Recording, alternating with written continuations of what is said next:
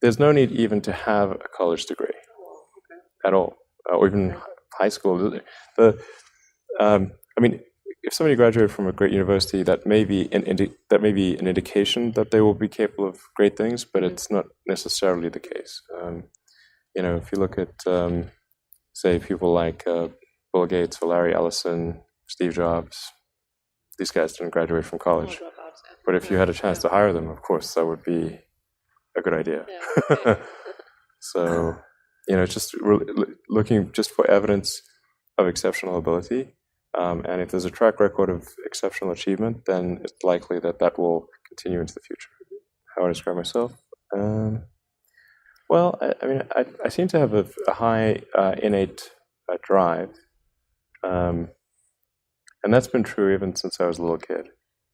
I really had a very strong drive.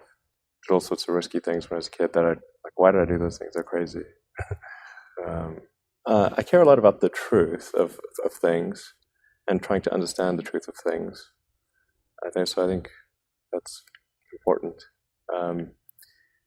If you're going to come up with some solution, then the truth is really, really important, I think. I'm trying to think of.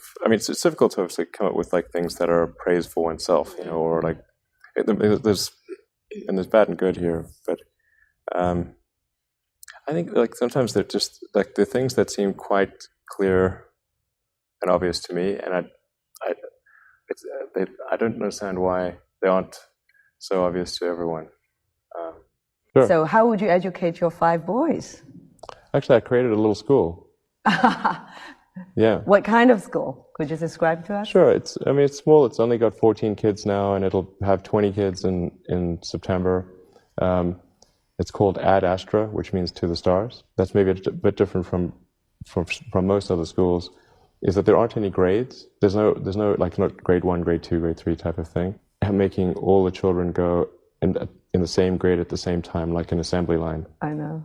Because some people love English or languages, some people love math, some people love music, and they have different abilities at different times. It makes more sense to cater the education to match their aptitudes and abilities. So I think that's one principle. Another is that it's important to teach problem solving, or teach to the problem, not to the tools. So this would be like, let's say you're trying to teach people about how engines work, or you could start by a more traditional approach would be to say, well, we're going to teach you all about screwdrivers and wrenches, and you're going to have a course on screwdrivers, a course on wrenches, and all these things. And this is a very difficult way to do it. A much better way would be like, here's the engine. Now let's take it apart. How are we going to take it apart? Oh, you need a screwdriver. That's what the screwdriver is for. You need a wrench. That's what the wrench is for. And then a very important thing happens, which is that the relevance of the tools becomes apparent. So all your 5 boys are in that school? Yes. Until when? This is from preschool? I don't know. So far it's only 1-year-old. They like it. They like it? Yeah. And you want to keep them away from regular schools? No, I just didn't see that the regular schools, they weren't doing the things that I thought should be done. Like, those 2 principles, they weren't adhering to those principles. So I thought, well, let's see what we can do. Maybe creating a school will be better.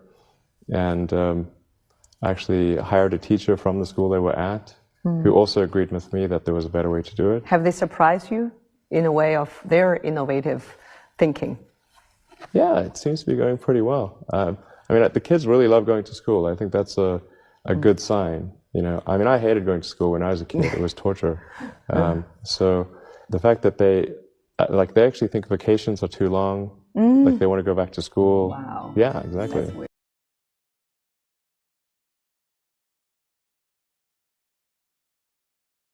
Well, those are pretty different personalities, between Gates and Jobs and Ellison. Business and success.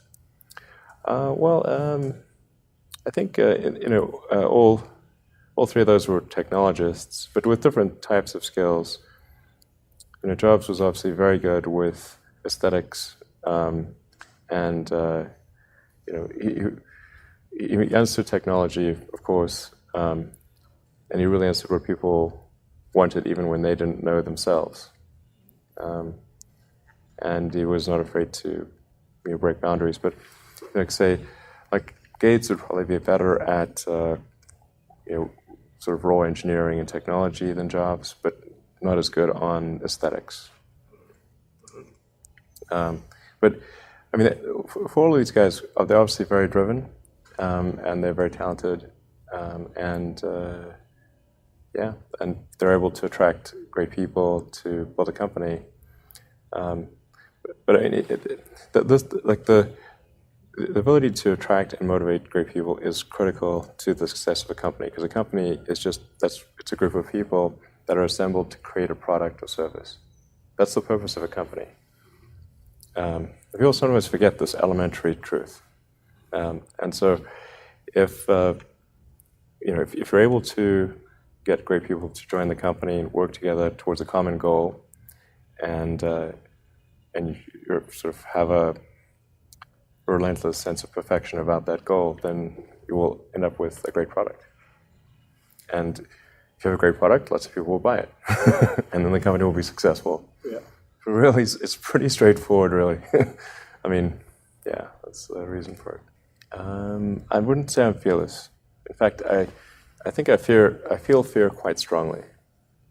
But if what we're doing is what I'm doing is I think is important enough, then I just override the fear. Mm-hmm. So, but it's not as though I feel it like more strongly than I would like. And in which areas would you never go full risk if you still are fearful? Well, it really depends on the stakes. If the stakes are high, if it's really important, then I will overcome the fear and just do it anyway. Mm-hmm. But essentially, I mean, I just drive overrides fear, but I feel the fear. It's kind of annoying. I wish I didn't. Okay. I wish I felt it less. Uh-huh. So, yeah. All these introspective questions are interesting. I don't get asked these very often. And then, like, I'm trying to think, like, what is like an accurate reply? And some of these, it's hard to evaluate yourself in these things. Yeah. Which company you founded was the most risky at the start? Well, probably SpaceX. I thought it had the lowest chance of success. I mean, I thought both Tesla and SpaceX would fail at the beginning. You thought? Yeah, sure. Really? Of course. But nevertheless, you put all your money in that. I expected to lose it. Well, technically, what I thought was, well, I'll take half the money from PayPal, and if I lose half of it, that's okay. But then, of course, the companies encounter difficulties, and then I have a choice of either let the company die or put all the money into the companies. And so I really didn't want the companies to die, so I put all the money in the companies. Yeah. And then I had to borrow money from friends to pay living expenses. Yes. What was your best idea ever? My best idea ever? Yeah. This is tricky. I suppose coming to North America was my best idea. Okay. Because I think these things would not have been accomplished almost anywhere else. It's really hard to start a company, but and particularly California, Silicon Valley is very conducive to startup companies, and so whenever I'd read books in South Africa, it would seem like the cutting edge of technology was in Silicon Valley, and so that's when I wanted to come and I wanted to move to this mythical place. Okay. And are there things you regret having done or for not having done so far? Well, there's lots of things that when life is short, and there's lots of things that could be done that one can't necessarily do. And these really are introspective questions. I think, overall, I think I'm pretty happy with where things are. It's hard not to be, honestly. Yeah. I'd be yeah, things are in a good place right now, and I mean, I'd like to, looking ahead, I'd like to see humanity go beyond Earth and have